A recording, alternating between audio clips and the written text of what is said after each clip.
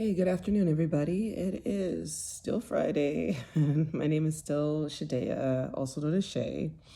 And today, I think this is going to be my last video for today, but what I wanted to talk about is something that I realized like this morning. I got off the bus, got to work early, like about 45 minutes early, and something prompted me to go back to, God, I forget.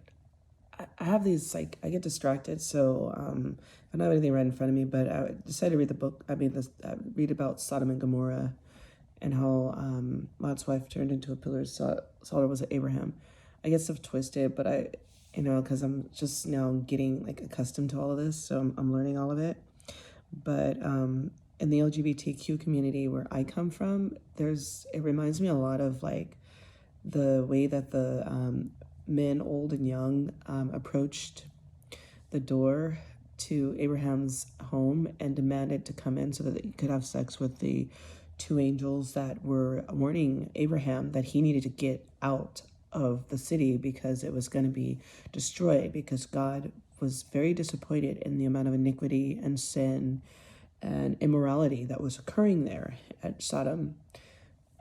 So anyways, parallels to this is that where I come from, we have a very large LGBT community, and a lot of these people are very much the same. Like, they're very predatorial, and I almost feel like a lot of the people that are out in the bars and in the nightclubs that happen to be a part of the LGBT community are highly narcissistic, and there's a lot of demonic activity, like within their actions, the way that they think, the way that they regard people. Like, they're very materialistic.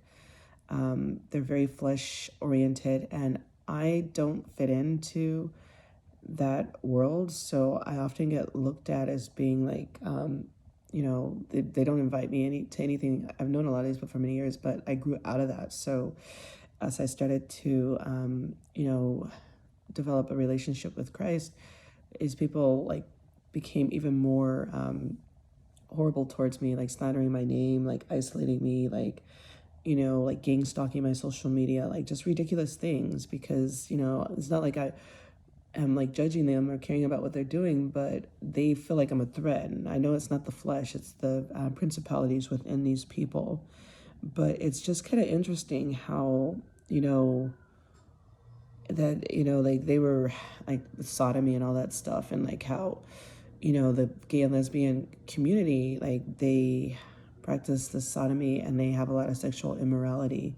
Like, even like it doesn't really matter if you're a man or a woman at this point. Like, they now are treating human parts as if they're like Mr. Potato Head. Like, it's a different dynamic. Like, it's just very immoral, and there's a lot of drugs and a lot of alcohol. And I've known of many, like a lot of people have died within the last like so many years from like numerous different reasons, like drugs, death, disease. I mean, drugs, alcohol, disease, like, and it's just very ungodly. And so I've been, spending more time by myself, like just staying out of it, and not partaking in any of the like drinking. Well, actually, like I've been virgin for like, let's say about 4 days, but like the last time I went back, I think God wanted me to see how these people are, really like see their hearts. Like, I've seen their hearts, but I always give people the benefit of the doubt, and like I always go to uplift people, and like I felt like I had a mission for a minute to like bring the light of God, like Christ, to those areas. But a lot of these people are very wicked, and so like I've also, like, I'm dealing with a lot of persecution, so I'm staying out of those areas because they're not they're not of God. And so God separated me from those people. But the good thing about it is, like, since I've been like spending very little time in the gay corridor, for the last, like, I say like year and a half or so, me and God, we had this conversation. So everything that God has promised me is coming to pass, and it's kind of crazy. Like, now, like, I've gotten,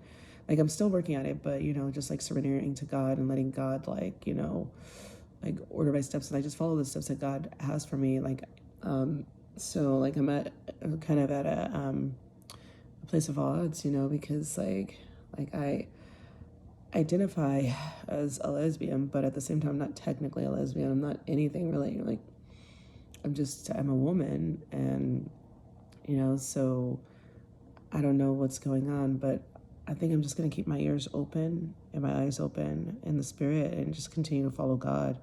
But yeah, Sodom and Gomorrah and like the whole thing, like I really like can relate to Joseph, you know, and then like everything that's going on in Egypt, like, you know, it really is the end of times. Like beginning of the pandemic, I was prompted to read the book of Revelations, and it's like a famine, like floods, fires, like, and I feel like a lot of people are oblivious to the fact that, you know, God always keeps his word and God is very much living and real. And whenever I read the Bible, like the words come to life. I may not remember like the chapters and the verses word for word or verbatim, but I will get there because it's applicable to my life. And like but I do know like pieces of scripture and I use them every day, and they help me, you know, wear the full armor of God as I walk out into the world, because the world is just crazy.